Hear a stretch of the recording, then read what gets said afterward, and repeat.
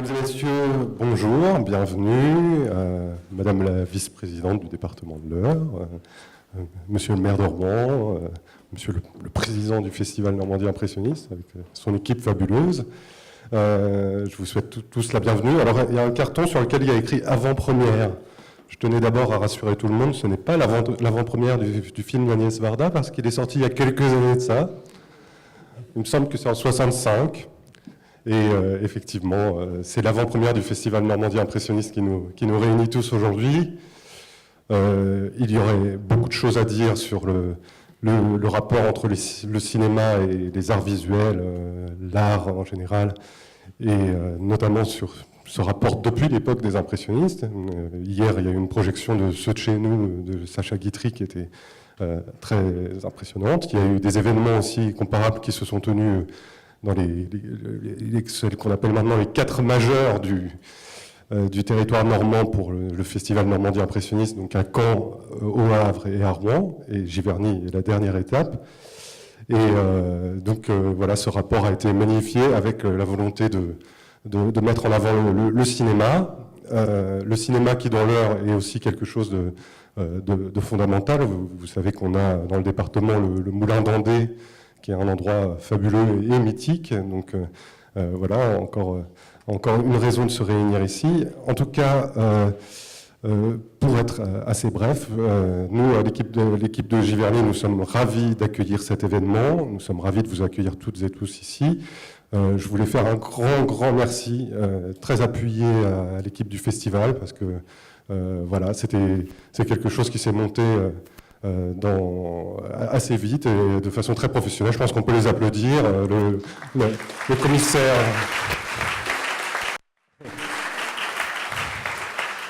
Je vais présenter le commissaire général Philippe Piguet, qui est un petit peu chez lui à Giverny. Et puis Madame Varda, qui nous fait le plaisir et l'honneur d'être ici aujourd'hui. Allez. Voilà.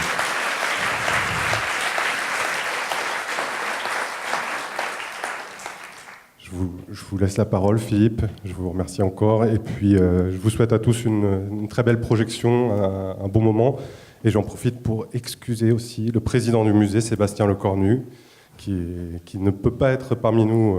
Il est retenu à Paris, donc il m'a chargé de vous transmettre tous ses meilleurs sentiments. Mais il reviendra très bientôt. Merci à tous. Merci, Frédéric.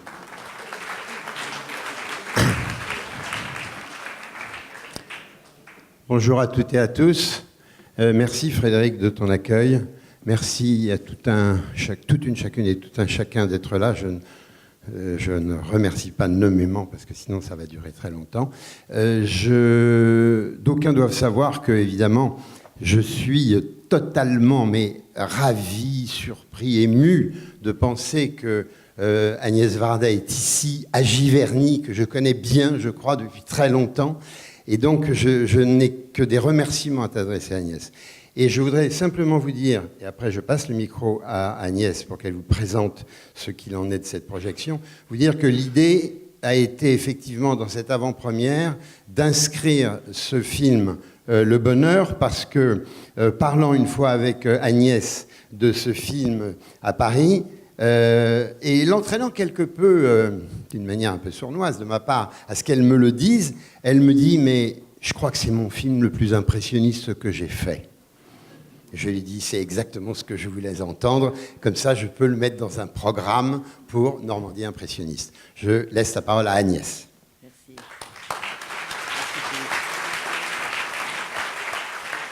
Merci. Merci.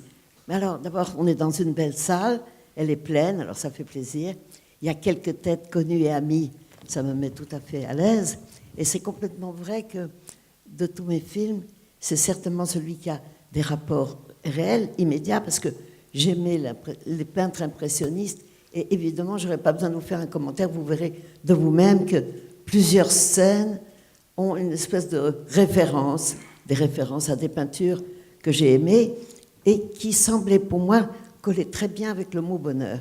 Parce que c'est un mot dont je crois que nous allons parler tout à l'heure, mais c'est un mot c'est un mot valise, on peut mettre n'importe quoi dedans. Mais pour moi, il est quand même lié à la nature, énormément.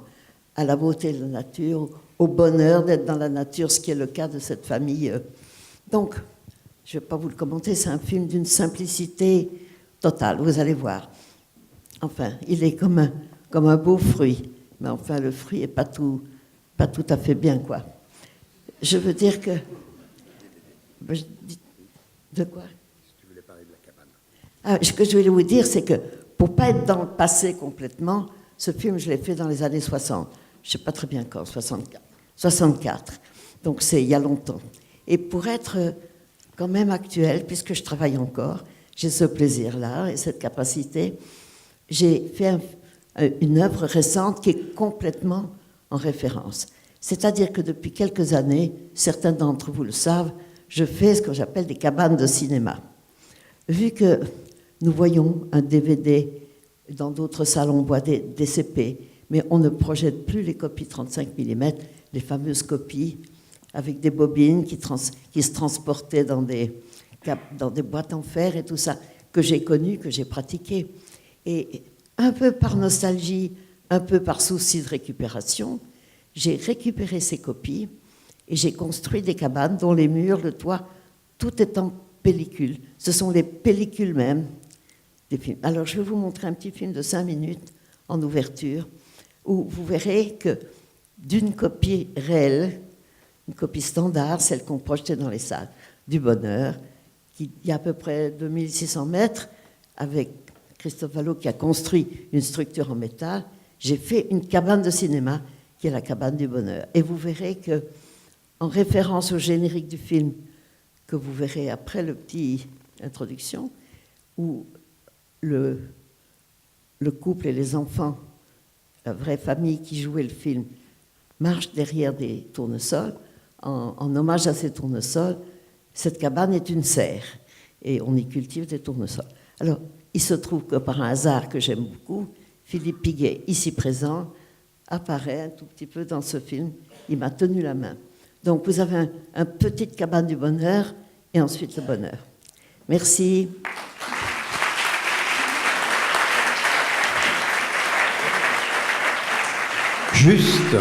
Juste ajouter qu'après la projection, avec Agnès Varda, Agnès V, je voulais dire, et Eric Orsena, donc nous aurons une conversation autour de la question du bonheur et vous y participerez, j'espère. Bonne projection.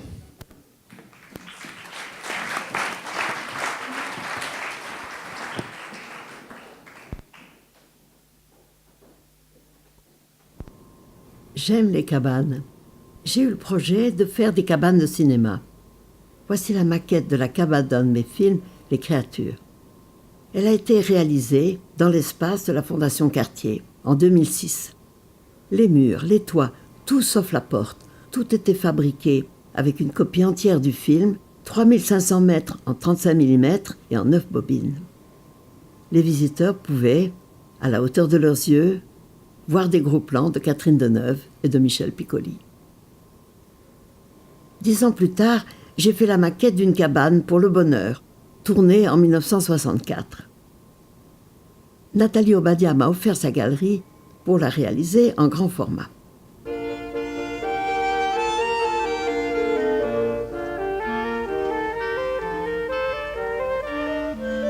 Sur une structure métallique de Christophe Vallot, on a installé une copie entière du film, 2500 mètres de pellicule pour les murs, les fenêtres d'aération et la porte. Revenons un peu en arrière. Nous, cinéastes, avons vécu avec des pellicules argentiques 35 mm. On les a touchées au montage, on les a assemblées, on les a transportées dans des boîtes et tout ça arrivait dans les cabines de projection des salles de cinéma. Le procédé de projection a complètement disparu au profit des fichiers numériques. Et on s'est retrouvé avec des centaines de boîtes et de bobines qui stagnaient sur les étagères, dans les caves, dans les cabines de projection et dans les stocks. On est quelque part dans la translation de la cabine à la cabane. La cabine de projection à la cabane d'habitation. Oui. Mais surtout, Qu'est-ce que c'est le cinéma? La lumière qui passe par des images. Passe par des images. Donc ici, on a, avec la verrière et avec la cabane, on On reconstitue... est dans la nature même du film. Voilà. Mais hors du film, avec une œuvre en soi, qui est souvenir du film, interprétation du film. Interprétation du souvenir. Ceux qui connaissent le film s'amusent à reconnaître une scène dont ils se souviennent. Pour les autres, c'est une cabane de rêverie, une serre improbable qu'on peut visiter. Quant au tournesol, c'est une référence directe au générique. Jean-Claude Drouot, sa femme et ses enfants, personnages réels du film, arrivaient de très loin, très flous, avec au premier plan un champ de tournesol. J'en ai fait des boîtes lumineuses où l'on peut voir de près la pellicule même du film, avec les perforations pour le projecteur et la piste optique du son et de la musique. On a placé les images de tournesol dans la porte d'entrée pour que les visiteurs aient tout de suite la référence au générique et la raison des fleurs dans cette cabane, dans cette serre. Ah voilà, alors ça c'est l'arche des boîtes de fer qui contiennent les films. C'est-à-dire il y a le contenu et le contenant. Ces boîtes sont vides. Ben oui, puisqu'elles contenaient les bobines qui ont servi à faire la cabane. Enfin, il y a des boîtes de toutes sortes de films, parce que c'est en désordre à la cave. En fait, tu fais du recyclage. Tout le temps, tout le temps. Depuis les glaneurs, où vraiment ce thème était proposé par les glaneurs eux-mêmes, Oui. je me suis intéressée à ça et je me suis rendu compte que le fait de recycler fait plaisir. On a l'impression que les choses ne sont pas foutues, pas perdues. Particulièrement ces boîtes inutilisables maintenant, de même que ces pellicules inutilisables. En les recyclant artistiquement, je dirais, mais on leur donne une autre vie. C'est pas foutu, quoi. Ça devient. Rien ne se perd, rien. Tout se transforme. C'est plutôt quelque chose se crée. Quelque chose se crée. Ça transforme par la création, par l'imagination.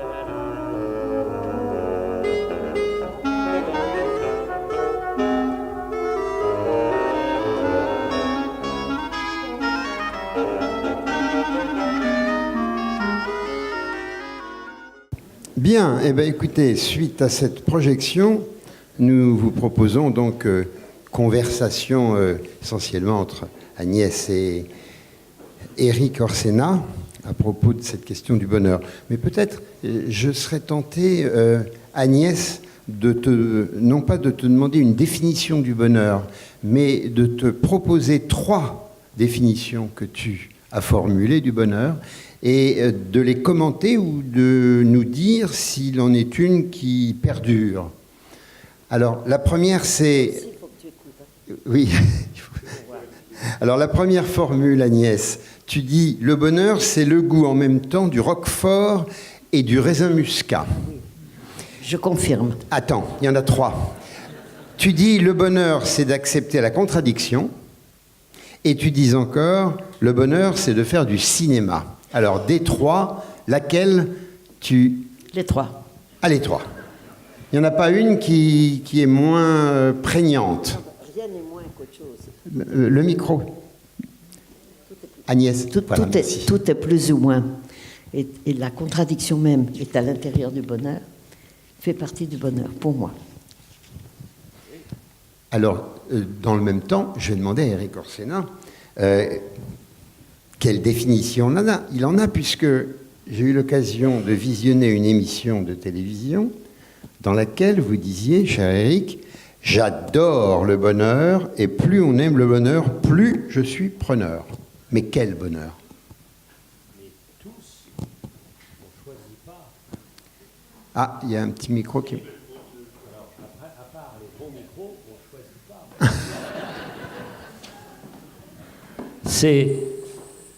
C'est le thème de ce film. On ne choisit pas. D'abord parce qu'il vous arrive, et l'arrivée à la poste, vraiment, c'est une vision singulière du service public. Elle arrive, quand même. C'est bien qu'il y ait encore des bureaux de poste. Parce que la poste, c'est quand même mieux qu'un centre de rencontre sur le net. Elle arrive, et quand même, elle éblouit. Et on a tous des souvenirs. Alors, est-ce que c'est ça le bonheur? Il y a brutalement une évidence. C'est elle. Où on entend, où on a une idée, et Agnès dit « J'aime le cinéma », moi j'aime rien tant qu'écrire. Depuis l'âge de 8 ans que j'écris, ça fait 63 ans que j'écris, et chaque écriture est un rendez-vous. Et le principe de l'écriture, c'est qu'on ne choisit pas. Qu'est-ce qu'un roman? C'est des êtres qui n'auraient jamais dû se rencontrer. C'est l'Arche de Noé. Sauf que, entre les êtres humains, il y a un peu plus de relations que les animaux, semble-t-il. Et je viens d'Arménie, où j'étais juste en dessous du mont Ararat. Donc je suis le spécialiste de l'Arche de Noé. De l'Arche de Noé. Tu vois, le mont, machin, etc., Noé, dont on se dit qu'il se bourrait la gueule et tout. Non, et alors, je voulais juste dire ce que vous avez retenu sans doute, vu, mais j'adore ce film. Je l'avais vu il y a très longtemps. Oui, ton film, tu sais, une dame qui s'appelle Agnès Varda. Eh bien, j'adore ce film parce que c'est un portrait formidable. Ce que je prends, le bonheur, c'est à la fois des flashs et puis une durée. À la fois de la lumière et puis de la musique. Parce qu'il y a ce sublime concerto pour clarinette et il y a toute cette fragilité. On sait bien que ça ne va pas durer, comme la vie. Et c'est un immortel qui vous parle. Et ce que nous dit... J'avais volontairement choisi Mozart parce que je trouve que Mozart contient sa propre contradiction, que ça a l'air d'une musique douce, facile, et qu'elle contient un élément de mort. C'est qu'on le ressent. Et alors la grande fugue qui est à la fin, comme ça, qui est en même temps monumentale et angoissante, c'était bien de mettre en lumière le fait que Mozart, c'est pas un petit bal de jeune fille. Ah non, mais ça, moi, je suis infiniment jaloux de faire que des livres et pas de faire du cinéma. Ça va venir, Éric. Parce que dans le cinéma, il y a tout. Il y a de la peinture, il y a évidemment de l'opéra, il y a de la musique, il y a tout. Il y a l'espace. Et il y a l'espace. Et Mozart, c'est vraiment ça. Quand on voit, je ne sais pas, tout dans l'opéra, l'air de la comtesse ou des choses comme ça, brutalement, il y a du temps, on sait que ça va s'arrêter. Pour en revenir à ce que disait Agnès, pour en revenir à ce que disait Éric par rapport à la Poste et à ce qu'il nous a proposé de la nature du bonheur, toi tu dis que le bonheur, cela nécessite d'être dans le vrai. D'être dans le vrai. Non, je ne sais pas si c'est ça. Non, je ne sais En tout pas. cas, tu l'as écrit à propos de ce film. Que je l'ai écrit comment? Tu l'as écrit à propos de ce film, de dire cela nécessite d'être dans le vrai. Je ne sais pas si je l'ai écrit. Par rapport à ce film. Non, ce que je crois, c'est qu'il y a dans la matière de la réalité des éléments de bonheur extraordinaires. Et cette même matière de réalité est celle qui nous propose des malheurs, de l'angoisse, de la réalité brute. Donc, comment notre esprit se débrouille pour choisir les moments qui sont vraiment du pur bonheur, l'espèce de bonheur plan-plan qui des fois nous accompagne comme ça, et puis le fait le bonheur c'est de refuser le malheur aussi un petit peu, le temps Donc, il y a cette juxtaposition, cette contradiction interne que moi je ressens beaucoup. J'ai fait une pièce que j'ai filmée où on voyait le bord de mer très calme, quelques pêcheurs au loin qui tirent un filet, la beauté même de la plage de l'immensité. Et puis tout d'un coup, on voit une baleine échouée. Déjà, c'est pas drôle, c'est des baleines qui se suicident. Et puis elle tourne la tête, enfin, c'est une fausse tête, et pendant 1 minute, on voit les malheurs du monde. Des bombes, des gens qui sont brûlés, un char, des violences. Et puis ça s'arrête pile, et on est de nouveau au bord de la mer. Mais ça m'est 50 fois arrivé, je ne sais pas vous, hein, mais d'être dans un moment de grand bonheur et de se dire, en ce même moment, voilà, il y a des gens, des migrants qui sont en train de tomber à l'eau, il y a des gens qui se bagarrent, il y a Cracovie qui se démolit, etc. Donc, je trouve qu'en plein des moments plaisants, on a des pointes de conscience de ce qui se passe. Et c'est comme un petit coup de couteau, et puis on le repousse parce qu'on n'a pas envie de souffrir tout le temps. Alors moi, c'est ce que je ressens, cette juxtaposition, cette contradiction qui m'entraîne suivant les moments. Je ne sais pas si ça a du sens, mais... Est-ce que dans le travail d'écriture, c'est vécu de la même façon ? Oui, mais je suis pareil, c'est-à-dire qu'il y a des... dans les moments où ça va bien, hop, il y a une inquiétude immense. Et puis dans les moments où ça va pas bien, hop, il y a une pointe en disant qu'est-ce qui se passe. Moi, j'avais une technique que mon père m'avait apprise, que j'appelle la technique de la pêche à pied. C'est-à-dire que dans chaque jour, même les plus malheureux d'une vie, et quand on a une vie déjà longue, il y a eu des jours difficiles, eh bien, dans chaque jour, il y a eu un instant, même le pire des jours, il y a eu un instant où il y a eu un éclair. Et je faisais une sorte d'arithmétique, c'est-à-dire de comptabilité des petits moments où juste il y avait une lumière. Et juste du bonheur. Il y avait juste une minute de bonheur. Et puis après, il y en a eu 2, puis après, il y en a eu 3, et on était sortis de la tristesse, petit à petit. Et on les pointe comme ça, comme des sortes d'acupuncture, comme ça, d'énergie. Mais c'est pour ça que rien n'est pire que l'idée d'éternité, que ça va durer, que le bonheur, c'est vraiment parce que c'est fragile. Et moi, ce film-là est à la fois un film sur l'évidence, on constate. Je suis arrivé à une sorte de définition de l'amour. Qu'est-ce que l'amour ? C'est quand on ne décide pas, quand on constate. On constate qu'on est bien ou pas bien, qu'on s'ennuie pas. Avec une peau, on s'ennuie pas. Encore faut-il le vivre pleinement. Et quand on le vit pleinement, on n'est pas dans l'analyse. Et alors, il y a un autre élément. Il y a quand même un talent du bonheur. Moi, j'ai vécu pendant 20 ans, puisque on est plus que ça, 30 ans à côté de là, Jean d'Ormesson, talent. Talent du bonheur, un talent. C'est une décision, c'est une morale et c'est un talent. C'est contaminant, le bonheur ? Évidemment. Mais il y a des gens qui sont incapables. Il y a des rois du verre à moitié vide, même aux 3/4 vide. Tout va bien et ils plantent le week-end. On les connaît.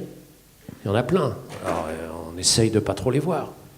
Il y a ce genre de ça quand même. C'est là. Et puis c'est ça qui est si merveilleux dans la langue française, c'est qu'il y a le plaisir, il y a le bonheur, il y a la joie, il y a l'épanouissement, il y a le déploiement. Il y a tous ces éléments qui ne sont pas les mêmes.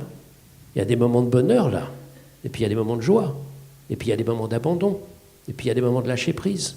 Et tout ça, c'est des mots qui sont chacune des précisions. Et c'est ça qui est... La langue, c'est... Chaque mot est une fenêtre supplémentaire pour comprendre le réel.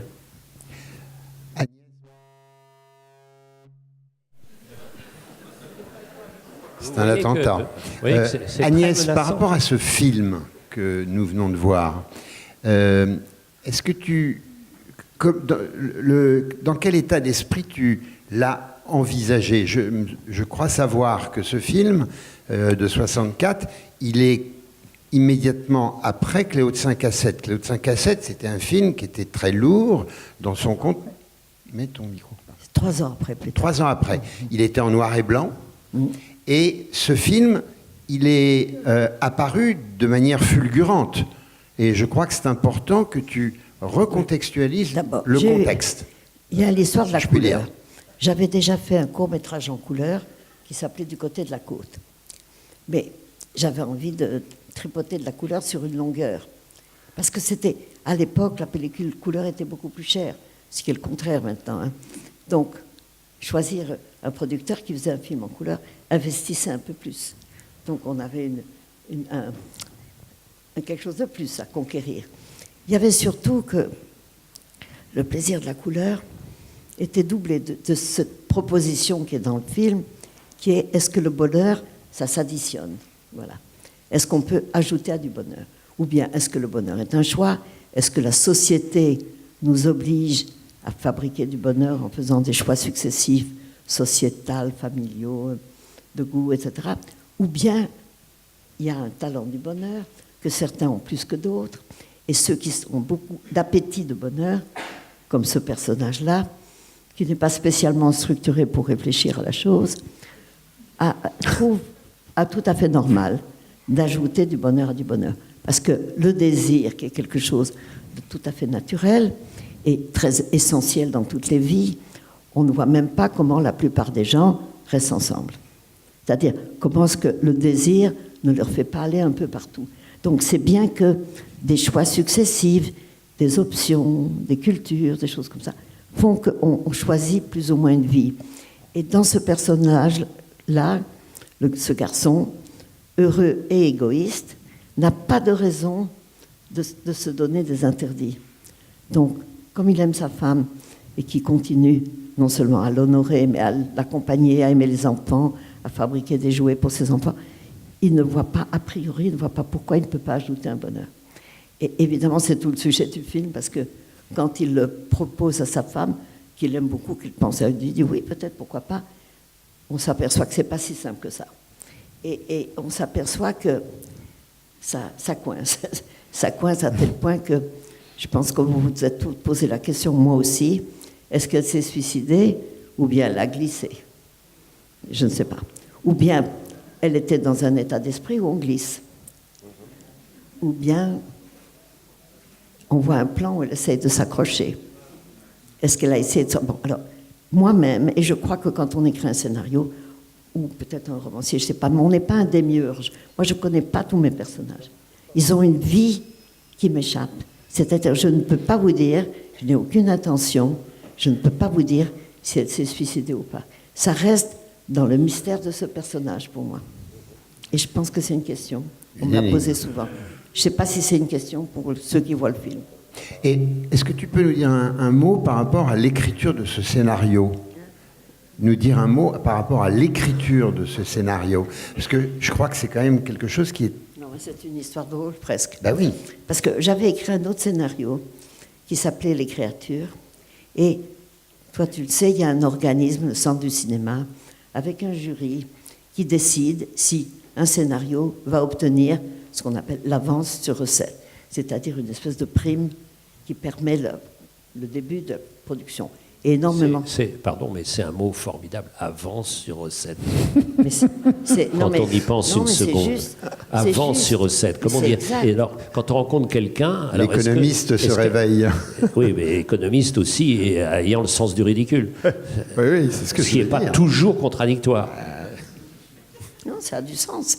S'il y a des recettes, on nous donne des avances. Alors, mais, eh ben oui. Recette du bonheur. Alors, Ça part du principe qu'il y en aura. Il y a des films qui ont prouvé qu'il n'y avait pas un sou et que cette avance sur la tête était une avance sur 0. Mais bon, dans le cas des films qu'on présente, donc j'avais envoyé Les Créatures et vendredi matin, la productrice me téléphone et me dit « La commission a eu lieu hier soir, ils ont dit non, ils ne veulent pas votre scénario. » Je suis en colère, fâchée bien sûr, parce que je voulais faire le film. Je dis, mais quand même, les salauds, comme toujours, dans ma tête, c'est les salauds, c'est injuste, c'est dégoûtant. Et je dis, pas du tout perverse, mais c'est quand il faut présenter le prochain. Ah, il me dit, il faut déposer 20 exemplaires mardi soir. Et on était On est vendredi. vendredi. Alors la rage m'attrape. Je dis, je vais présenter un autre film. Donc j'écris tout vendredi. Brrr, je ne sais pas comment je l'ai écrit. Comme si j'avais une machine dans ma tête. À la main, mais je veux dire pas une machine à écrire, mais une machine à faire un scénario. Brrr, j'ai tout écrit. Samedi encore un petit peu. Et puis je commençais à faire des ratures, des petits bouts, des rajouts, comme ça. J'ai dit à Jacques, je vivais avec Jacques Demy, je dis, écoute, je suis vraiment en retard, je voudrais vraiment faire quelque chose. Est-ce que tu peux m'aider, toi qui connais mon écriture? Est-ce que tu... Alors, dimanche, on n'est pas sorti du lit. Moi, je continuais à faire des ratures, et lui, il recopiait de sa petite écriture, toute petite mais très bonne. C'était très actif le lit chez vous. C'était quoi? Très actif le lit chez vous. Oui, oui, c'était Le bonheur est dans le lit. un dimanche. Un dimanche. Il n'est pas dans le pré. Non, mais on était bien, on était bien. Alors, moi, je continuais à gratouiller et il recopiait avec les petits raccords, 1, 2, 14, bon. Donc, lundi, on a fait venir une dame parce que ça se faisait comme ça. Il fallait taper sur quelque chose qui était comme des stencils. Il y avait une drôle de matière. Il fallait taper sur un truc. Et après, nous-mêmes, avec un truc qui s'appelait un renéotype, La Renéo, oui. on faisait passer ce document qui était comme un négatif et on sortait les pages. Donc, 20 pages, 30 fois. On a fait ça comme des fous. Non seulement Jacques et moi, mais 2 personnes qui étaient avec nous. Tout lundi, on a broché nous-mêmes comme des fous. Et mardi, à 6 heures, il y avait 20 exemplaires au centre du cinéma. Alors, comment je l'ai écrit, je ne sais pas. Je ne sais pas. Pourquoi j'ai écrit cette histoire, je ne sais pas. Comment elle est sortie. Alors, j'aimais les menuisiers, j'ai toujours aimé les gens qui... Ben non, mais les gens qui fréquentent le bois, je trouve qu'ils ont une qualité de quelque chose qui fait qu'ils tripotent le bois. J'avais connu un menuisier à 7, un type un peu plus âgé, bien sûr, mais qui m'aimait beaucoup. J'allais souvent dans son atelier, j'aimais bien l'odeur, le travail. Bon, qu'est-ce que je peux dire? J'avais l'idée de la nature, d'avoir envie de faire des couleurs. L'idée de la famille m'intéressait, d'autant que l'idée que j'ai eue tout de suite, c'était de demander à Jean-Claude Drouot, qui était un héros de la télévision. Vous êtes trop jeune, vous n'avez pas vu. Mais Quand même, Jean-Claude Mais Drouot, si. Thierry Lafronde. Voyons. avec la médaille, tam tam tam tam tam tam tam. Il était à cheval. En musique. Il était le Zorro des pauvres. Très sympathique personnage. Donc, j'ai été le voir dans la forêt, il était à cheval, il est descendu de cheval pour me dire bonjour. Et non seulement je lui ai demandé de jouer le personnage. Imaginez une seconde la scène. Agnès Varda, Jacques Demy à côté, la forêt, il est et il dit « Pardon monsieur, vous ne voudriez pas jouer dans le bonheur ?» C'était Et non énorme. seulement, Le pardon monsieur. making-of du film, ça serait insensé. Non, mais Ah oui, très bon. pardon Tout ça monsieur, serait énorme. est-ce que vous voulez bien jouer dans mon film? Deuxièmement, est-ce que vous voulez bien que votre femme et vos enfants jouent? Eh oui, Ah oui, Ah oui. la femme et les enfants, c'est Les les vrais. femmes et enfants de Jean-Claude. les vrais. Les vrais. Et sa vraie maîtresse? Non, alors justement, la femme, qui était une femme charmante, que j'ai connue bien sûr, a dit, mais est-ce que jouer un truc comme ça ne va pas nous porter malheur? Oui, je comprends. En tout cas, pas malheur, mais mettre un poison dans notre couple. Ou un piment. Alors, donc, Qui sait ils ont réfléchi Qui sait tous les deux. Ils ont dit oui. Et je la trouve formidable parce que quelquefois, les non-acteurs, que j'adore, voilà, elle a quelque chose qui est d'une qualité qu'on ne peut pas expliquer, que j'ai beaucoup connu. Moi, j'ai beaucoup fait tourner des non-acteurs, ce que j'appelle des vrais gens. Et ils ont en tout cas une qualité qui est quelque chose qui passe à l'écran, qu'on ne peut pas expliquer, que les acteurs ne savent pas faire, même si eux ne savent pas faire ce que font les acteurs. Donc, ils ont joué en famille, et cette jeune personne qui s'appelait toujours, d'accord, Marie-France Boyer, je n'ai pas de mémoire, mais ça arrive avec un petit décalage. C'est comme quand il vous dit Paramount décalé, tu sais. Je suis un peu décalé. Ça va, le petit décalage est minime. Donc, la jeune personne en question, elle n'avait très peu fait, elle avait à peine fait du cinéma. Et elle représente vraiment cette petite beauté qui est le... Attends, elle est à tomber par terre. Oui, et elle représente l'objet de désir parfaitement. Oui. Mais elle est postière.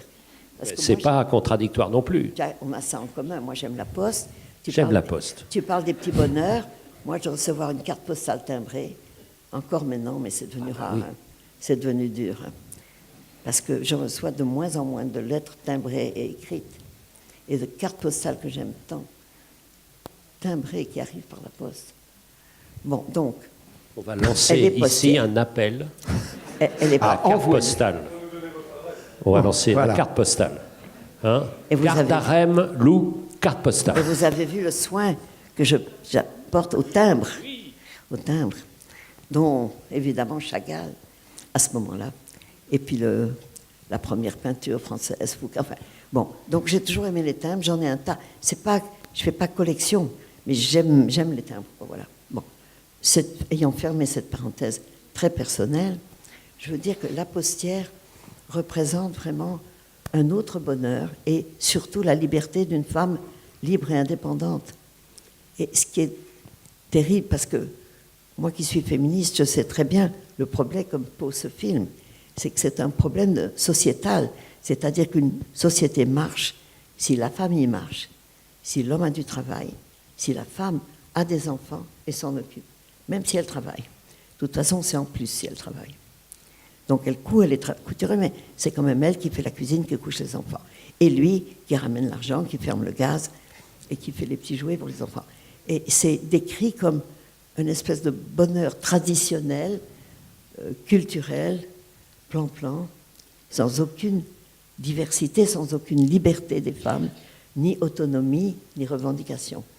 Donc, je trouvais que c'était intéressant de le montrer comme la société le propose. On m'a dit, mais quand même, toi, une féministe, comment est-ce que tu as pu raconter ça? Mais c'est parce que c'est intéressant de le raconter. Et c'était une phrase terrible que j'avais dans ma tête, que chaque personne est unique, mais remplaçable dans le système de la société. Dans nos cœurs, dans nos mémoires, je ne sais pas. Mais pour que la société marche, il faut remplacer. Celui qui ne fait pas le boulot, quelqu'un d'autre doit le faire. Agnès, est-ce que si tu avais à refaire un film aujourd'hui sur le bonheur, tu t'y prendrais pas de la même façon, évidemment. Est-ce que tu as jamais pensé à la façon dont on pourrait l'imaginer, ce film? Vous savez, après 90 ans, on rentre dans un stade où bonheur, malheur, vérité, mensonge sont dans un grand univers trouble, où tout bouge. Ça peut commencer avant. Je vais te dire, moi, parce que Agnès est une jeune femme. Je veux dire, j'ai un ami dont je vais fêter le 22 octobre les 100 ans. C'est René de Obadiah. René de Obadiah. L'auteur René dramatique. de Obadiah. Et alors, il a cette sorte de flou, le vrai, le faux, les souvenirs, le réel, comme ça, une sorte de liberté, comme s'il se promenait dans le temps. Alors, régulièrement, nous déjeunons ensemble. Il lève le coude assez sérieusement. Et à la fin du repas, rituellement, comme s'il attendait ma remarque, il avait prévu sa réponse, il me dit, tu vois, je titube, c'est l'âge. Alors je lui dis, non, c'est le Bordeaux. Non, mais il y a une sorte de liberté qui arrive comme ça. Sûr. Quand on n'a pas les rôles, quand, en gros, la vie est faite et le bonus commence. Je ne sais pas si c'est du bonus ou du presque malus, mais c'est du... Non, mais c'est du inédit. Oui. C'est du inédit. C'est-à-dire, c'est comme si on croyait qu'on allait tout savoir parce que ça continue. Ça continue pas pareil. Et Ça, c'est clair. Et ce décalage, c'est vraiment comme les trucs ici où il y a des petits escaliers. Peu à peu, tu descends, quoi. Alors, par exemple, je perds la vue. Bon, ça semble rigolo de dire ça, mais je vous vois tous flous. Vous êtes peut-être très beaux, mais je vous vois flou. Bon, ben, finalement, ça ne me dérange pas. Non, on est tous semblables. Non, je m'excuse. Ça égalise tout le monde. J'aurais pu vous... C'est vrai. Mais moi, je te connais. La seule chance que j'ai eue, moi, c'est avec des femmes myopes.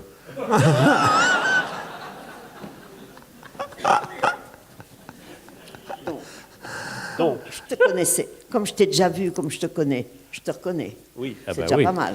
Ah oui, c'est vrai que ça marque. Non, mais quand ceux que je connais s'approchent suffisamment près, je les reconnais. Les autres, je me dis, mais tous ces gens sont formidables, mais je n'ai pas le plaisir de connaître le détail de leur visage. Et alors? C'est le et alors. Donc, au-delà de 90 ans, il y a beaucoup de questions auxquelles on ne peut pas répondre que par pourquoi pas, et alors, et enfin, et peut-être. Voilà. Et alors, pourquoi faire encore du cinéma? Ah, parce que j'aime ça. J'aime ça. Alors, le plaisir de tourner, de faire du montage. Tout à l'heure, je regardais l'exposition là, qui était là. Et dans toute exposition, on se dit, qu'est-ce qui a fait que le peintre a eu envie de peindre ça, et ensuite ça qui ressemble un peu, je ne parle même pas de l'obsession de Monet, peignant sans cesse ses nénuphars, sans cesse et sans cesse. On en a parlé samedi, pendant la guerre, pendant que tout se bombardait partout, il allait peindre ses nénuphars. Donc, l'extraordinaire égoïsme et obsession des gens qui veulent créer quelque chose. D'où ça vient? Pourquoi ça va? Qu'est-ce qui met en route un film? Moi, je le sais. Alors, Le Bonheur est un cas exceptionnel. Je ne sais pas comment je l'ai écrit. Il a eu l'avance sur recette, on l'a tourné à toute allure. Je ne sais pas comment tout ça est arrivé, mais c'est arrivé. Tandis qu'il y a d'autres films auxquels j'ai eu le temps de penser avant, de construire un dispositif, une idée. Et comme maintenant, je ne fais pas que des films, mais aussi des installations, des expositions. Comme vous avez vu, la petite cabane en pellicule. J'essaie de repenser avec quoi on crée, pourquoi on crée, comment notre esprit radote. Et je dis radote parce que recycler, c'est un peu radoter.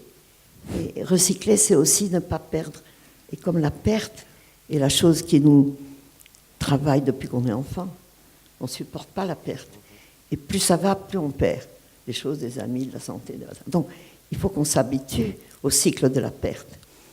Et donc, l'idée de recycler, c'est un petit peu moins perdre quand même. Voilà. C'est redonner vie, recycler. Un truc de vieux. C'est redonner vie, recycler. C'est redonner de la vie, recycler. J'ai par exemple ce que tu as voulu faire avec la cabane. énormément de photographies de pommes de terre. Parce que j'avais fait un film que vous avez peut-être vu qui s'appelait Les Glaneurs. Les Glaneurs et la glaneuse. Magnifique. J'ai une passion pour ce film. Bon, merci. Bon, Donc, je te dis là. comme les cultivateurs expliquaient bien que les patates hors format, qui n'avaient pas 3 sur 7, étaient invendables, on les jette, n'est-ce pas? Et on jette ce qu'ils appellent les hors format, trop grosses, trop petites, et des pommes de terre en forme de cœur. Donc j'ai commencé à les ramasser, je les ai ramenées à la maison, et j'ai commencé à les regarder vieillir. Donc je les ai mis sur des verres, en pleine lumière, à la cave, ou dans des boîtes très petites. J'ai cherché plusieurs possibilités de vieillissement. Juste, je fais quand même, parce que vous ne vous rendez peut-être pas compte de ce que dit Agnès, qui est le sommet absolu de la poésie. J'ai regardé vieillir les pommes de terre. C'est quand même énorme. Mais quand on aime les végétaux, on les regarde pousser, on les regarde vieillir. Peut-être, mais enfin, j'ai rarement rencontré, pour être franc, jamais rencontré avant toi quelqu'un regardant vieillir les pommes de terre. Alors, ce qui est étonnant, c'est quand on les regarde vieillir, on voit aussi qu'elles repoussent. Voilà. Alors, c'est ça qui est extraordinaire. Il y a cette Recyclage. chose magnifique, c'est que cette... La renaissance de la patate. La vie et la mort. Alors, la pulsion et la de vie. vie. Et la mort. Et la vie. Oui, et la mort. La pulsion de vie. La pulsion de vie chez la pomme de terre. Mais oui, mais bon, vous pouvez rigoler, sujet. mais n'empêche qu'elle commençait à avoir des germes, des radicelles. Alors, celles qui étaient dans des boîtes avaient des radicelles transparentes. Donc, non seulement je les ai photographiées, et j'ai des magnifiques photos de patates, avis aux amateurs. Et j'ai aussi fait... Attendez, Normandie impressionniste, le prochain thème va être la patate sous toutes ses formes. T'es d'accord? Mais, Il y a la patate. alors, et je les ai filmées. J'ai filmé... Tu as filmé les patates Non seulement en train je de les ai grandir. filmées, j'ai filmé leurs radicelles, leurs germes et tout ça. Et j'ai finalement, ça s'est trouvé comme ça, été invité à la Biennale d'art de Venise en 2003. Un type qui s'appelle Aubry a dit « On voudrait amener des gens du Dor, venez donc exposer à la Biennale ». Et le groupe qu'il présidait, qu'il dirigeait, s'appelait Utopia Station. Et l'Utopie, j'ai fait une pièce qui s'appelle Patate Utopia. Et est-ce qu'il y en a qui l'ont vu ou Oui. pas? Pas beaucoup, hein, quand même. Magnifique pièce. Alors, on me connaît comme une fameuse cinéaste, mais alors côté artiste, hein, Je suis inconnue. Alors, je vais Oh, t'as vous le dire- temps de te faire connaître, c'est toujours long. je vais vous dire ce que c'est Patate Utopia. C'est un grand triptyque. Et au milieu, 3 écrans très grands. Au milieu, il y a des patates en forme de cœur, avec leurs germes, leurs trucs, qui respirent, avec le bruit de la respiration. Et sur les côtés, il y a la déclinaison de tout ce qui a poussé les radicelles, les graines, les trucs, jusqu'au pourrissement. Il y en a qui sont comme de la dentelle.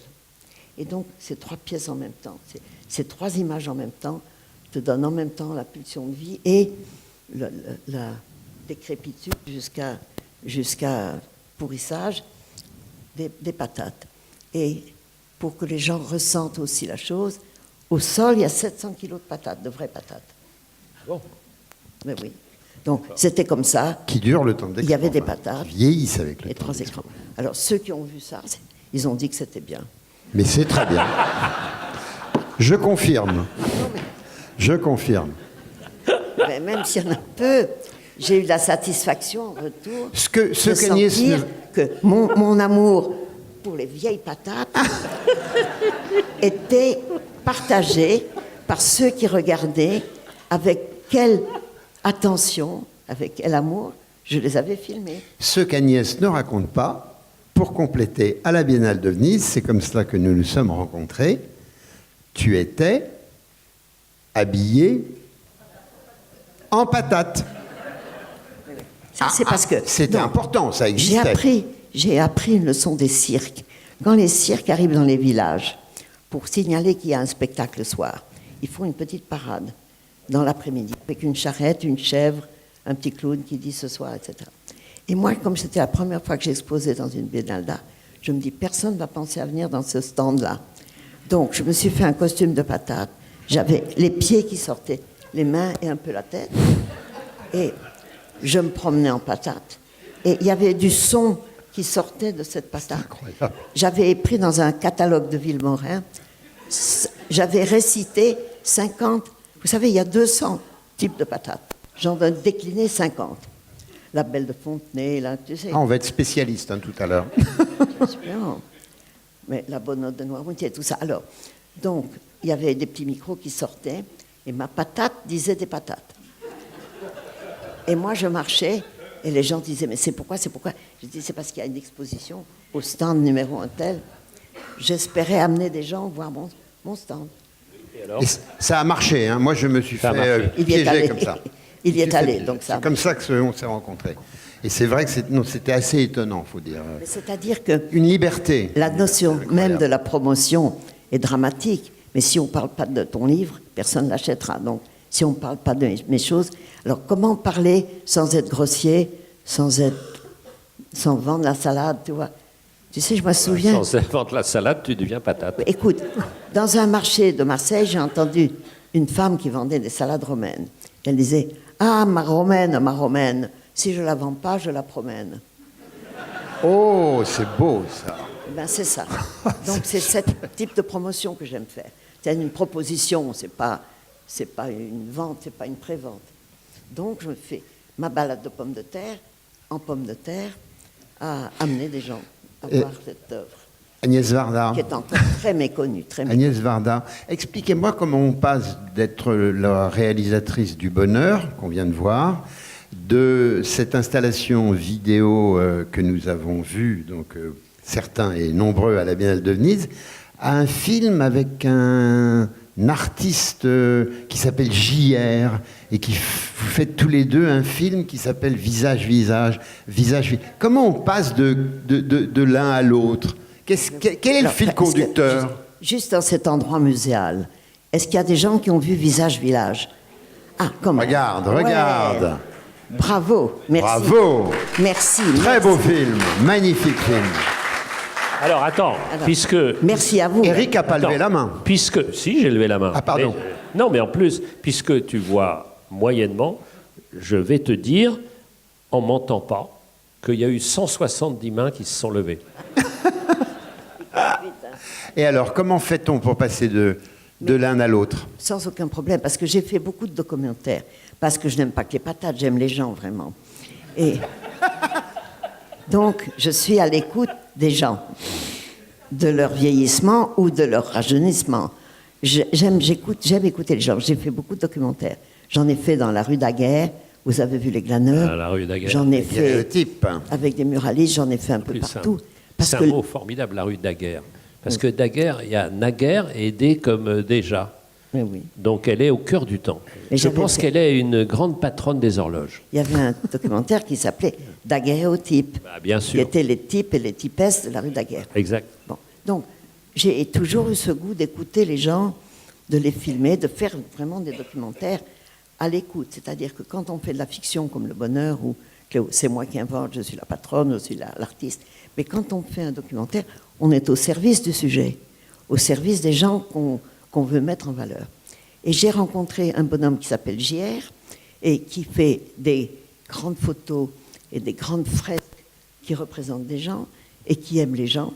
Et dès qu'on s'est rencontrés, on s'est dit on va pouvoir faire un travail ensemble parce que non seulement on va les écouter ensemble et essayer de faire passer ce qu'ils racontent, qu'est-ce qu'ils ont d'exceptionnel ou de touchant ou d'intéressant, mais avec ces grandes images qui sortent du camion magique, on va le représenter de façon réaliste et grande. L'idée de mettre en valeur des gens sur les murs est quand même une relative réaction au terrible bombardement de visages qu'on nous envoie, des belles filles qui vendent des parfums, des types qui en vendent des parfums d'hommes, ce sont les pires, des beaux mecs comme ça, et on dit machin, bon. Ils sont tous en train de vendre leur figure et pour vendre quelque chose, ou un acteur. Et l'idée que les gens acceptent qu'on les mette en grand parce qu'ils sont des héros d'eux-mêmes, des héros du quotidien, que le facteur est le héros du village, que cette dame est la plus appréciée, etc., est quelque chose où nous pouvions exprimer par notre métier d'image, de parole et de montage, on pouvait exprimer ce plaisir de vous faire connaître des gens nouveaux. Et il y a 2 ou 3 personnes, on était à l'écoute, mais ce que nous aimions, c'est que ce n'était pas tellement question-réponse, mais comment on leur donnait l'impression et qu'ils commençaient à s'exprimer sur le sujet, non pas en réponse à nos questions, mais en réponse à la situation. Par exemple, puisque vous l'avez vu, il y a ce problème des cornes de chèvre que des gens brûlent, parce que comme ça elles se battent moins, comme ça elles font 10 litres de lait en plus, ça compte 2 fromages ou 3 en plus, bon. Et que c'est une femme qui défend avec véhémence une chèvre, garde des cornes, et on rencontre un petit garagiste. Il dit, je ne savais pas ce truc. Et tout d'un coup, voilà le type qui dit, mais au fond, il n'y a qu'à s'en occuper, il n'y a qu'à leur mettre des balles de ping-pong, des petites balles, des balles en mousse, on pourrait les peindre. Et le voilà qui commence à inventer une réponse à la question, non pas à notre question, mais à la question des cornes des chèvres.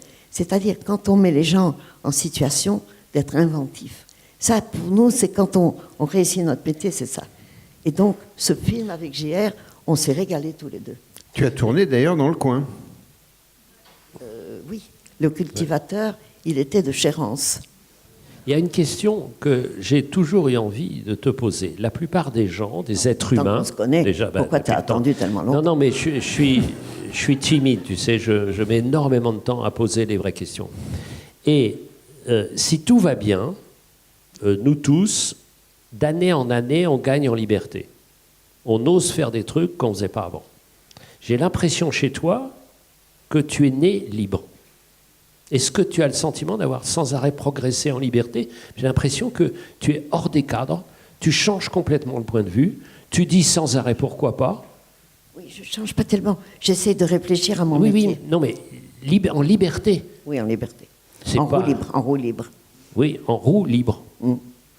Mais en roue quand même. C'est-à-dire qu'il faut que ça tourne. Ben, c'est économie circulaire. Non, Ah, ça- l'économiste qui reprend. non, mais je veux dire que l'outil que nous avons de faire des images, des sons, de les monter et de les présenter à des gens. Quand on a la chance d'arriver à les présenter et qu'il y a du public qui vient là, vous m'avez fait un plaisir énorme parce qu'il y avait quand même beaucoup de gens qui ont vu le film. Eh bien, le plaisir qu'on a eu avec JR à justement faire parler les gens ou tomber par hasard, parce que le hasard nous a servi, sur ce type, oh là là, ça m'a brisé le cœur, moi, que par hasard, on le rencontre le dernier jour où il est à l'usine. Il y a 35 ans qu'il est dans une usine chimique. Il part, c'est le dernier jour. Il est angoissé. Il dit, j'ai l'impression que je suis au bord d'une falaise et que je vais tomber. Et je trouvais ça terrible de penser que, au fond, c'est bien de s'arrêter. Tout le monde se bat pour la retraite et tout ça. Et l'angoisse de ce type de sortir de son travail, et qu'il l'a exprimé si naturellement. Et il nous a touchés au cœur, parce qu'il faut être sur le coup. Hein. On était en train de filmer autre chose. J'ai vu qu'il était bien habillé. Je lui ai dit, vous faites quoi? Il a dit ça. Hop, on a filmé. C'est-à-dire, il faut être aussi, non seulement à l'écoute, mais vif. Parce que c'est ça, le documentaire. Il faut attraper ce que le hasard nous offre. Peut-être une demi-heure après, il ne l'aurait pas dit, ou le lendemain, il n'en aurait pas parlé. Et on est arrivé au moment où il sentait la fragilité de ce moment de quitter l'usine. C'est tellement intéressant parce qu'on a vu tellement de marches, justement. J'ai vu des marches entières de gens qui discutaient pour l'âge de la retraite, combien. Mais moi, je n'avais jamais été du côté de ceux qui prennent leur retraite, le jour même. Et ça, quand le hasard nous a offert des moments comme ça, on se dit qu'on fait un métier merveilleux parce qu'on vous fait partager son émotion. On comprend ce type qui s'est bien habillé pour son dernier jour d'usine. Je trouve ça émouvant, très beau. Et on a eu beaucoup de cas comme ça où le hasard nous a offert des moments que les gens, comme ce garagiste qui a des idées de balles de ping-pong et tout ça. C'est-à-dire qu'il faut être à l'écoute, il faut s'amuser. On s'amusait bien en plus, on s'entendait bien. Puis il aimait bien se moquer de moi. Il trouve que vieillir, c'est rigolo, lui. Alors, donc, il peut s'amuser de mon vieillissement. Comme moi, j'ai pu m'intéresser au vieillissement des patates, JR, il s'intéresse à mon vieillissement. Et pourquoi pas? Donc, on a trouvé des images pour représenter. Qu'est-ce que tu as vu ça? Comment on perd la vue, comment les lettres deviennent floues et tout ça. Et de pouvoir s'en moquer ensemble, c'est quand même rafraîchissant. Agnès, à t'écouter, je ne peux pas croire la réponse que tu m'as donnée il y a quelque temps, quand on a parlé de ce film. Tu m'as dit, c'est mon dernier. Non, c'est pas ton dernier, c'est pas possible. À t'écouter, il y a une envie encore de mordre à ce monde. Mais il y a beaucoup de gens qui ont des envies et qui meurent. Quand même. L'envie de vivre. La majorité, ils meurent quand ils n'ont plus d'envie. Ah, c'est pas sûr. On meurt d'envie, tout à fait. Ah. Oui? Quand lui il dit qu'il en meurt d'envie, mais ça, c'est pas... Non, mais c'est pas ce que je dis. Non, j'ai compris. Non, je sais que tu as compris. Moi, j'ai compris parce Ce que... qu'il y a de bien avec toi, c'est qu'on n'a pas besoin de parler lentement. Non, mais je suis curieuse. Je suis restée curieuse. Ah bah ça, c'est clair. Alors, donc, on s'embête jamais. Et ça ne te permet pas d'envisager de faire un autre film? Moi, je crois que mourir, c'est quand on s'embête vraiment. Ben voilà. Oui. Oui, mais On meurt peut-être dans- que je vais être très curieuse et mourir curieuse. Ben oui, Pourquoi pas? pourquoi pas. Bon, donc, on est toujours dans ce point d'interrogation qui est assez... un chiffre, qu'est-ce que j'allais dire? Un signe que j'aime énormément. Le point d'interrogation. d'interrogation. Ben, le point de suspension, c'est pas mal non plus. Un peu trop littéraire. Et vlan. Marrant. Je me disais, connaissant son caractère, je me disais ça allait arriver. Non, mais j'ai un grand respect. Je t'ai déjà dit à quel point un de tes romans, qui s'appelait Longtemps, a accompagné ma jeunesse tellement les émotions qui étaient dans ce livre. On pouvait en parler à d'autres gens. Ça pouvait être un modèle d'émotions maximum et d'émotions complexes. Et comme quoi l'amour n'est pas une chose facile à raconter ni à vivre.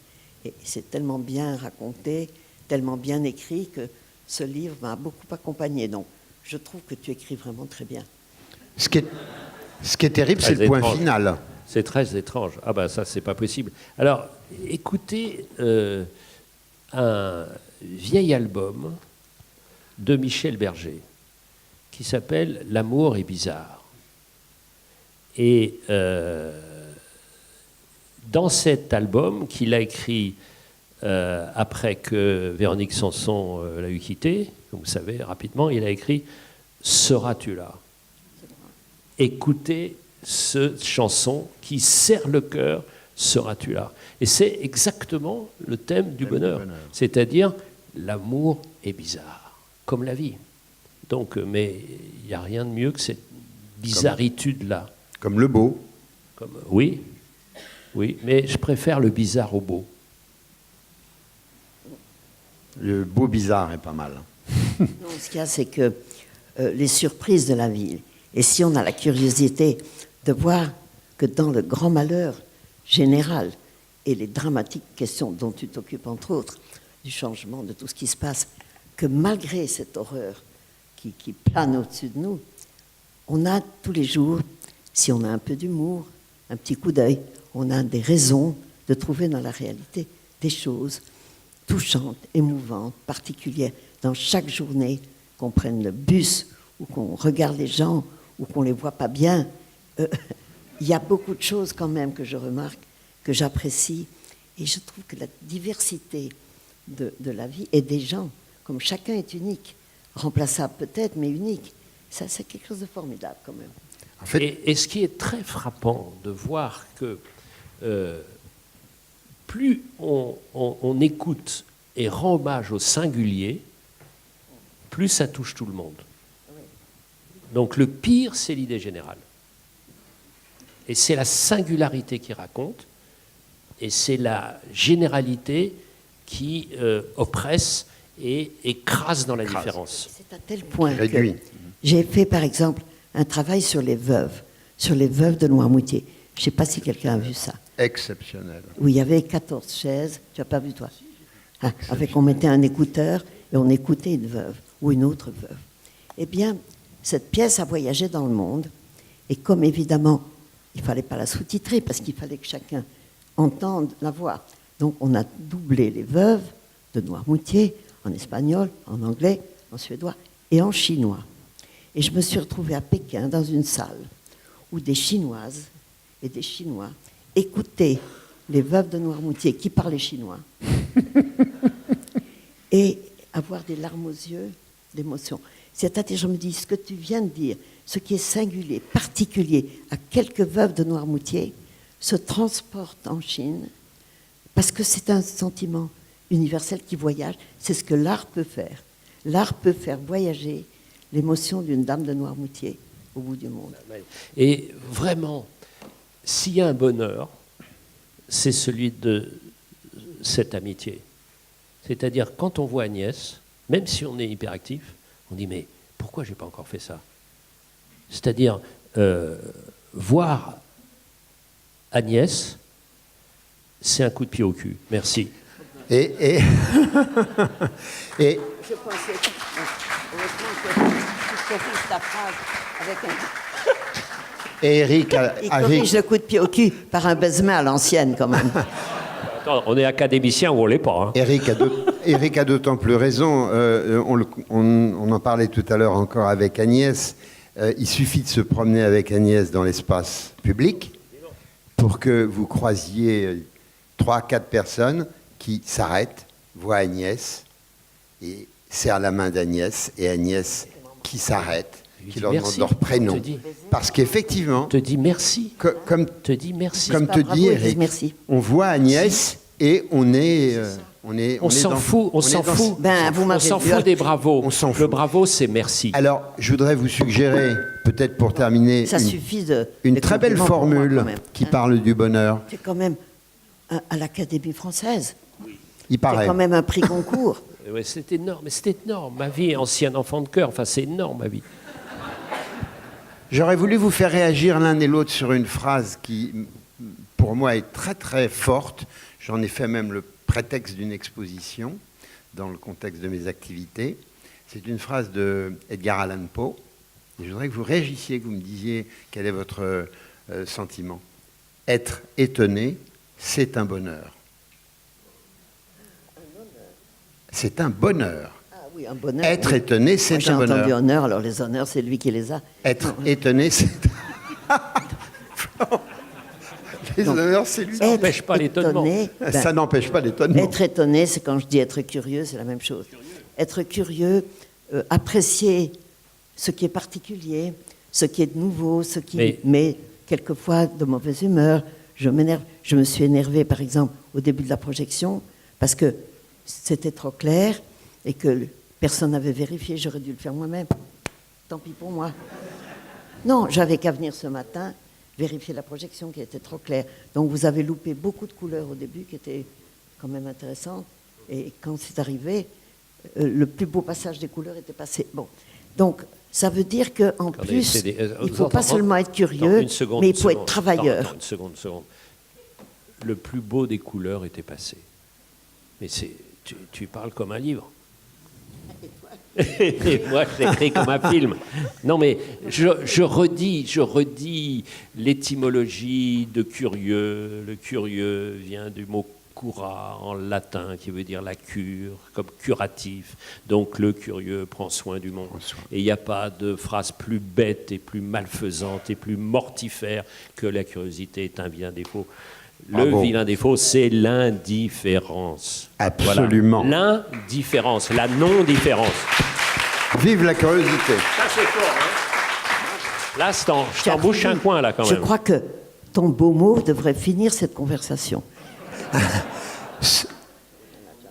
À ceci près que on va peut-être demander si dans la salle il y a des questions pour les faire partager. Deuxième partie. Deuxième partie. Clap. Non de fin, mais d'intermède. Clap de continuité. Y a-t-il des questions dans la salle?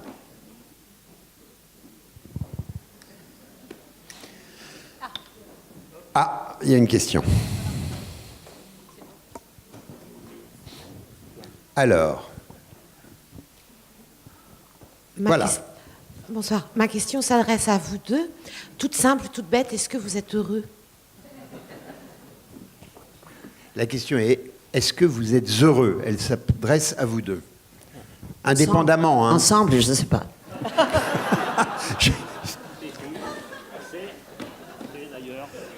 C'est le moment du coming out.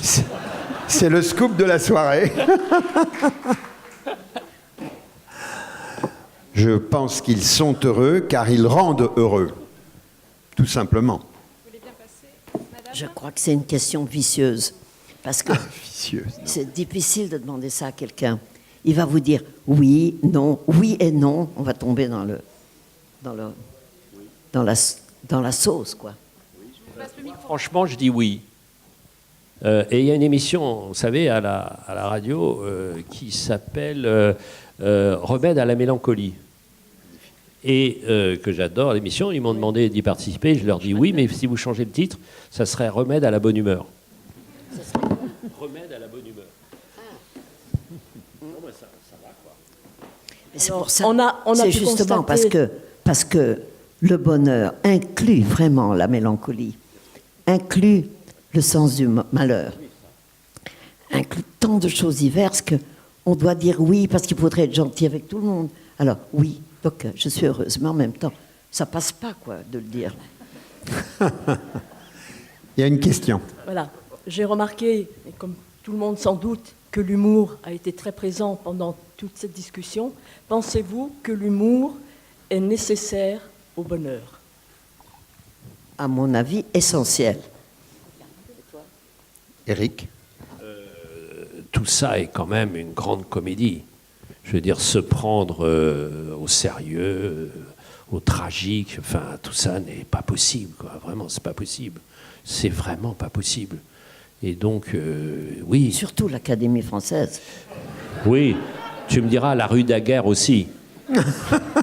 Parce que la rue Daguerre est plus chère maintenant que l'Académie française. Ah oui, attends. Mais pas trop quand même. Non, parce que elle n'a pas tellement changé. Ce qui a changé, c'est les gens. Figurez-vous, avant, il y avait des artisans, des artistes, des serruriers, des menuisiers. Maintenant, il y a un restaurant, un magasin d'habits. Un restaurant, un Normalement. magasin d'habits. C'est Bah, une tristesse. C'est-à-dire que c'est- les gens mangent et s'habillent, mangent et s'habillent. Oui, c'est ce que je disais. À 18 000 € le mètre carré, ça change. Maintenant, ça, c'est de l'éco-géographie, justement. Parce que c'est l'économie qui a changé. Et les gens, ils ont changé aussi. Quand j'ai fait le film, à l'époque, toutes les boutiques étaient tenues par des couples. Lui, il faisait la chose noble et elle vendait. Le tailleur faisait, elle faisait les ourlets, le boulanger faisait le pain, elle le vendait, etc. Ils travaillaient en couple. Ils venaient tous de la province, etc. Maintenant, c'est des employés dans les magasins. Donc, il n'y a pas du tout ce rapport avec monsieur, madame, cette complicité. En même temps, ils se disputaient un peu et tout ça. Donc, c'est la société qui a changé. Les rapports que nous avons, même dans le commerce, le fait d'acheter quelque chose a complètement changé. faire son marché aujourd'hui, ça ne ressemble pas à faire son marché en 70 ou en 50. J'ai connu même 45. Il reste... Il y a peut-être, je ne sais pas si c'était mieux avant, etc., ça je ne crois pas du tout, Non. mais j'ai l'impression tout de même qu'il y avait un taux de gaieté dans la rue différent. Oui, mais alors, rue de la Gaîté, qui n'est pas loin, Non, Ça la persiste. gaieté, c'est complètement, c'est n'importe quoi maintenant. Mais il y a une sorte de, comme on voit, c'est-à-dire, je sais pas, ou c'est la quand ville on qui a voit changé. chez Douaneau, C'est-à-dire chez que quelque chose comme ça. les gens chantaient, par exemple, avant la guerre et pendant la guerre. Les ouvriers dans des usines chantaient, on vendait dans les rues les paroles des chansons. Tu sais, des feuilles où il y avait les paroles. Et dans tous les ateliers, tu entendais chanter, y compris ce qui a été très beau au moment où la poésie était populaire, c'est-à-dire au moment de Prévert. Tous les gens chantaient et connaissaient les poèmes de Prévert. Les ouvriers dans les usines, tout ça. J'ai jamais vu un moment où la poésie était dans la rue. Il avait réussi ça. Plus les chansons avec les paroles de Prévert, y compris les feuilles mortes, que tout le monde connaît, mais cette très belle chanson, les gens connaissaient les paroles et les chantaient. On ne chante plus parce qu'on a le truc là. On a la petite machine, on écoute, on téléphone, on n'écoute plus les chansons. On les écoute dans les émissions, dans des trucs comme on va ça. tomber dans le malheur bientôt, là, si on continue comme ça. Non, mais c'est écouter, c'est ça qui donne envie de travailler. C'est que le bonheur, pour moi, c'est quand il y a une occasion où on se sent bien et on a envie de travailler plus. C'est-à-dire à écouter et à me ressouvenir de ce qu'a dit Agnès. J'ai 10 projets et sur des titres, tu vois. Tu fais les titres avant de faire les livres. Et à Oui. ce sujet, cher Eric, Moi aussi. le piano, ça va? Le piano est une de mes passions non réciproques.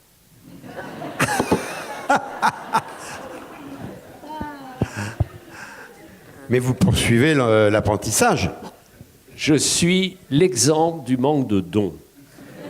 J'ai écrit mon premier roman à 8 ans. J'en ai écrit 11 que j'ai jetés tous les étés. Le 12e, je l'ai présenté, il a été refusé. Le 13e a été vendu à 600 exemplaires parce que j'ai de la famille. Et le 17e, il y a exactement 30 ans, a eu le concours. Donc, je suis l'exemple dans les écoles qu'il faut s'obstiner. Vous en-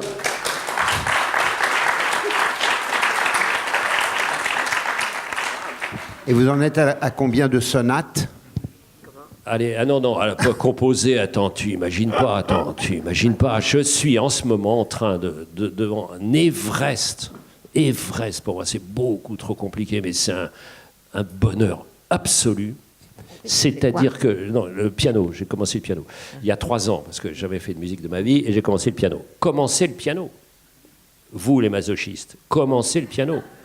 C'est-à-dire que, donc, voilà, et maintenant, c'est regarder un peu chez vous, là, si vous avez les disques, Brahms, l'opus 39, la valse 15. Ben voilà, je suis en train d'essayer de jouer ça. Évidemment, je ne réussis pas. Donc, pour l'instant, je suis dans la gamme de la bémol. C'est déjà compliqué. Est-ce qu'il y a encore des questions dans la salle? Merci. Merci d'accepter les questions. François Lelord, dans Le voyage d'Hector, disait « Le voyage n'est pas le but ». Alors, j'aimerais bien savoir ce que vous en pensez. Donc, le voyage n'est pas le but. Et si, pardon, le bonheur n'est pas le but. Et si le bonheur n'est pas le but, c'est quoi le but?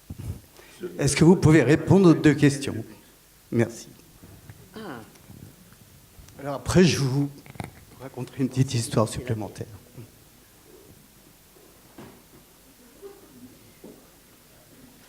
Alors en fait, dans le livre de François Lelord, donc Le voyage d'Hector, la question n'est jamais, on répond jamais à la question.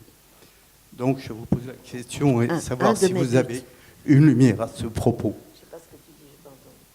J'ai pas compris la question. Le bonheur n'est pas le but. Et si le bonheur n'est pas le but, Un de mes buts, c'est de ne pas devenir imbécile. C'est-à-dire de ne pas commencer à tomber dans certains défauts des vieux, qui sont « je sais tout, je vais vous expliquer, il ne faut pas faire ci, il ne faut pas faire ça ». Ou bien dire la même chose plusieurs fois, ce qui n'est pas forcément conscient. Je voudrais éviter, si je pouvais éviter d'être Alzheimer aussi. Voilà, j'ai des buts d'éviter. C'est plus des buts d'éviter que de faire. Parce que de ne pas tomber dans le gâtisme ou la méchanceté ou quelque chose. C'est ça qui me fait le plus peur. Je voudrais... Et puis, je pense vraiment que écrire, peindre, composer, en gros essayer... Et faire du cinéma. Bien sûr, le cinéma qui rassemble tout. C'est pas pour trouver des solutions. C'est très franchement, pardon pour ce grand mot, c'est pour exprimer de la fraternité. Et parce que c'est pour dire partager. que l'art, ça sert à partager. Absolument. Alors, partager des émotions que tout le monde peut avoir, ou bien que certains ont eues et qu'on ne connaît pas, ou bien partager notre connaissance du monde. Alors, Partager il y a la tellement de films sur la violence, tellement de films violents, tellement de films qui transmettent la violence comme si c'était un sujet formidable. Ce n'est pas un sujet formidable, mais il est extrêmement exploité.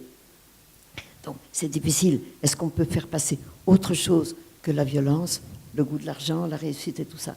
Donc, c'est choisir les plans, les niveaux qu'on veut partager. On ne veut pas tout partager. Donc, partager, c'est bien. Il faut encore savoir qu'est-ce qu'on veut partager, etc. Donc, on rentre trop dans le détail. Nous, on est obligé d'avoir de l'instinct. Moi, c'est ce que je me laisse aller à l'instinct. Parce que si je réfléchis trop à ce qu'il faudrait faire, pas faire, je ne fais pas. J'attends que les sujets soient suffisamment urgents pour qu'il faille les traiter. C'est comme ça que je fais. C'est ça ce qu'on disait tout à l'heure, c'est qu'il y a, comme ce scénario de ce film vraiment merveilleux qu'on a vu, Le Bonheur, se faire en 5-6 jours. Et puis, il y en a où on met 20 ans. Et on ne sait pas quelle horloge se déclenche à un moment en nous. On a plusieurs horloges en nous. Il y a des horloges très rapides, d'autres extrêmement lentes. Absolument. Et puis il y a des livres que j'ai fait, moi, je ne sais pas, le nôtre, 3 semaines, La Fontaine, 1 mois, et d'autres 10 ans, 15 ans. On ne sait pas comment ça se passe. Donc ça se déclenche, et puis là on constate. Et surtout pas trop réfléchir, parce qu'il y a un autre moi en nous qui avance. Et surtout, préservons-le. C'est ce qu'on appelle le ça. Oui, le ça. Et vous Ça, écoutez l'un et l'autre, je pense à quelqu'un qui est d'ici et qui s'appelait Monet et qui a mis 27 ans pour aboutir à cette magnifique page de l'histoire de l'art qui est un véritable bonheur. Merci à tous les deux de nous en avoir offert 1 heure pleine. Ça me fait plaisir de te retrouver.